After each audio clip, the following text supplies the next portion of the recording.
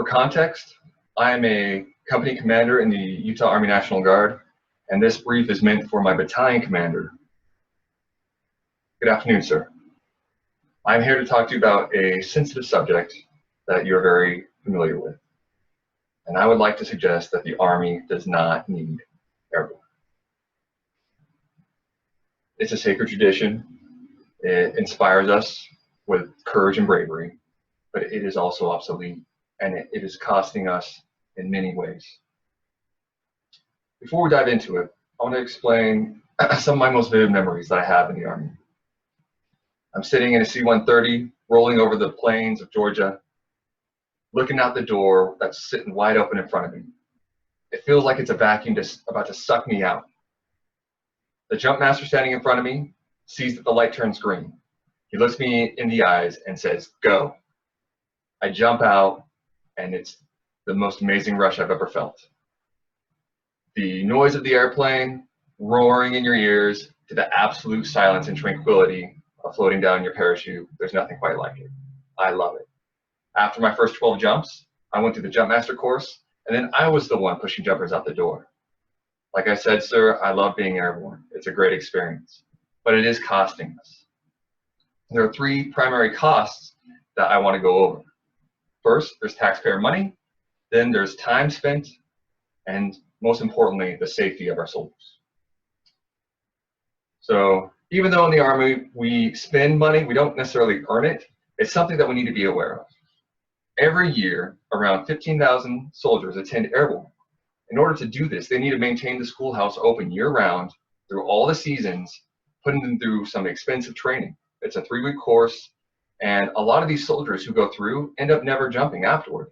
They get the 5 jumps in, and then they're done. Also, for all the current jumpers, which is estimated to be around 45,000 in the Army, each of those earns $150 bonus money for the risk in the Army. All totaled, that's $81 million per year just for that bonus. Add on top of that all the parachutes, facilities, fuel, and aircraft to the Army and Air Force expenses, and you have a really high dollar value. Let's talk about the aircraft. Our favorite plane that we love to jump out of all the time, the C-130, it's a bargain at $30.1 million. Then you have the Cadillac of the sky, the C-17. It's just a cool $218 million. Are you crazy? Well, enough about the money. Let's talk about the time. In the National Guard, we have to maintain the same standards as our active duty counterparts. We have to train them physically fit to jump out of airplanes, to fight at a moment's notice, and basically measure up with people who do it full time. Each month we only have 3 days to train our soldiers. So we have to balance that time very carefully that we have.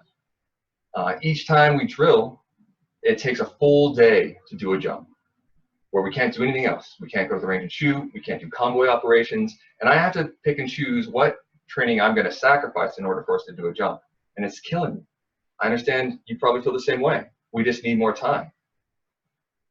And then on top of that, we have to send our guys to these schools that takes them away from their homes, their families, their jobs, to attend these airborne specific jobs. Airborne itself is 3 weeks. The jump master course is 1 month, and that's if you pass it. It's a very difficult course. And then in order to rig the parachutes, the guys who pack our chutes, the riggers, that's a 3-month course. They could spend that becoming other professions in the Army, other jobs that could have benefit to us. It takes a significant amount of time to maintain this currency. And finally, the safety of our soldiers.